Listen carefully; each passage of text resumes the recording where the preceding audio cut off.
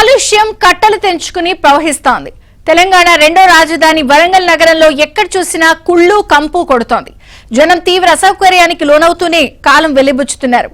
వాహన కాలుష్యంతో పాటు dumping yard నుంచి వచ్చే పొగ దుర్వాసన వారిని ఇబ్బందుల్లోకి నెడుతోంది.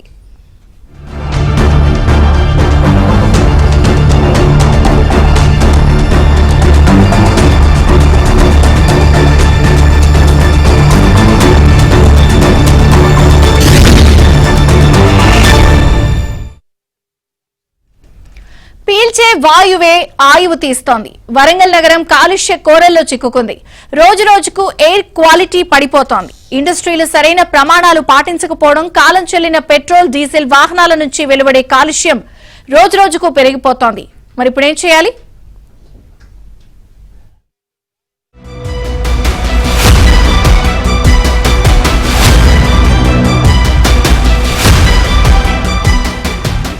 హైదరాబాద్ తర్వాత అంతగా విస్తరిస్తున్న నగరం వరంగల్.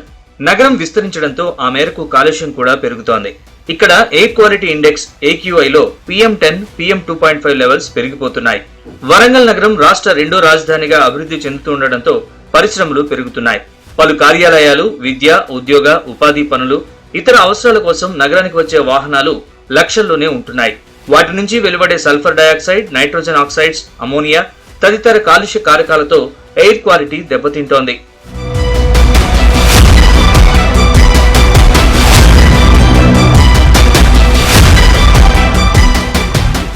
సిటీలో ప్రతి నెల ఎయిర్ క్వాలిటీని టెస్ట్ చేసేందుకు వరంగల్ మీ సేవ, హనుమకొండలోని కుడా ఆఫీస్, బాలసముద్రంలోని pollution control board office, Nakkalagutta ఈ సేవా కేంద్రాల వద్ద శాంప్లింగ్ టెస్ట్ స్టేషన్లు ఏర్పాటు చేశారు.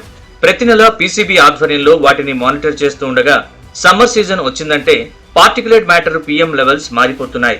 సాధారణంగా PM10 levels 60 micrograms per cubic metre ఉండాల్సినప్పటికీ వాహనాల రాకపోకలు ఎక్కువగా ఉండే నక్కలగుట్ట శాంప్లింగ్ స్టేషన్ లో PM10 లెవెల్స్ 100 దాటుతూ ఉండడం ఆందోళన కలిగిస్తోంది.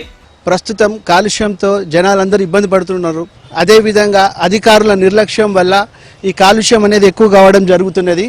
ట్రాఫిక్ పోలీసులు ప్రతిరోజు నిత్యం ఉదయం వారికి ఏదైతే టార్గెట్ ఇవ్వబడుతున్నదో ఆ టార్గెట్కు సంబంధించిన వెహికల్స్కి సంబంధించిన ఏవైతే రూల్స్ విరుద్ధంగా నడుస్తున్నాయో వాటికి ఫోటోలను తీయడానికి మాత్రమే పరిమితం అవ్వడం జరుగుతున్నది.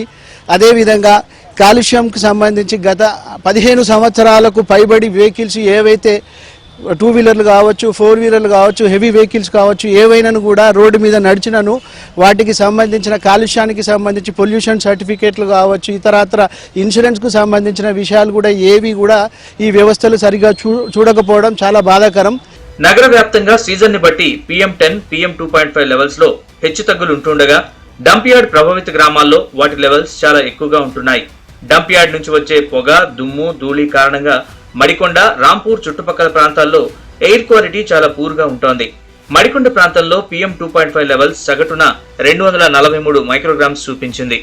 సెంట్రల్ పొల్యూషన్ కంట్రోల్ బోర్డు నిబంధనల ప్రకారం PM2.5 లెవెల్స్ ఏడాదికి సగటున 40 మైక్రోగ్రామ్స్ పర్ క్యూబిక్ మీటర్ ఉండాలి.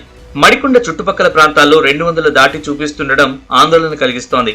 అక్కడి ప్రజల్లో చాలా వరకు శ్వాసకోశ సమస్యలు కనిపిస్తున్నాయి. కొంతమంది ఇప్పటికే ఆస్తమా బారిన కూడా పడ్డారు. ఈ నేపథ్యంలోనే అక్కడి ప్రజలు డంపింగ్ యార్డ్ ని తరలించాలని నెల రోజులుగా ఉద్యమం కొనసాగిస్తున్నారు. 66 డివిజన్ల చెత్తను మడికొండలో 46 డివిజన్లు మడికొండలో వేయడం వల్ల వివిధ వ్యాధులు వస్తున్నాయి. పిల్లలకు జ్వరాలు వస్తున్నాయి, లివర్ ఇన్ఫెక్షన్స్ అవుతున్నాయి. దగ్గే కదా అని టానిక్ పోతే తగ్గుతలేదు. ఎక్స్రేలు, MRI స్కానింగ్లు తీసిన తర్వాత వాళ్ళకు లేనిపోని జబ్బులు వస్తున్నాయి. ముసలోళ్లకు ఇబ్బంది అవుతుంది, శ్వాస తీసుకోవడం ఇబ్బంది అవుతుంది. అధికారులు కానీ ఒక రాజకీయ నాయకులు కానీ పట్టించుకోవడం లేదు. ఒక్క సిగరెట్ తాగితే 27 నిమిషాల లైఫ్ టైం తగ్గుతుంది. అదే లక్షల సిగరెట్ల కంటే ఎక్కువ పొగ ఉన్నది. ఇది ఢిల్లీ నగరంలో ఎంత పొల్యూషన్ ఉంది, హైదరాబాద్ నగరం ఎంత పొల్యూషన్, మొత్తం పొల్యూట్ అయిపోయి అనేక రోగాలు వస్తున్నాయి. అదేవిధంగా వరంగల్ నగరం సంబంధించింది కూడా ఇది RTO డిపార్ట్మెంట్లు కానీ, ట్రాఫిక్ పోలీసులు కానీ, లాండర్ పోలీసులు కానీ దీనిలో పట్టించుకుంటారు. ఇదే విధంగా ఏంటంటే అన్ని ప్రతి వెహికల్లో పొల్యూషన్ చెకప్ లేకుండా పరిస్థితి ఉన్నది. పొల్యూషన్ చెకప్ ఎత్తలేరు. ఏమంటే డంకాటో చెకప్ మాత్రం బాగా ఎత్తాను. ఈ డంకాటో చేయడం మంచిదే, కరెక్టే. కానీ పొల్యూషన్ సంబంధించి అధికారులు, పోలీసు అధికారులు కానీ, RTO ఆఫీసర్లు ప్రత్యేకంగా దృష్టి పెట్టాలి. కాలం చెల్లిన వాహనాలు, పరిశ్రమలు, నిరంతర నిర్మాణాలతో కాలుష్యం పెరిగిపోవడం కలవరానికి గురి చేస్తోంది. మున్ముందు సమస్య ఇంకా తీవ్రమయ్యే అవకాశం ఉంది. కాలుష్య నియంత్రణ చర్యలు నామమాత్రంగా కూడా కనిపించడం లేదు. ఎక్కడికక్కడ చెట్లను నరికివేస్తుండగా రోజు రోజుకి పెట్రోల్, డీజిల్ వాహనాల సంఖ్య పెరిగిపోతోంది. ఫలితంగా తొందరలోనే హైదరాబాద్ తర్వాత వరంగల్ కూడా కాలుష్య నగరాల జాబితాలో చేరే అవకాశం ఉందనే అభిప్రాయాలు వ్యక్తమవుతున్నాయి. కాలుష్య నియంత్రణకు ప్రతి ఒక్కరూ బాధ్యతగా చర్యలు తీసుకోవాలని, లేకపోతే భవిష్యత్తులో ముప్పు తప్పదని పర్యావరణవేత్తలు హెచ్చరిస్తున్నారు.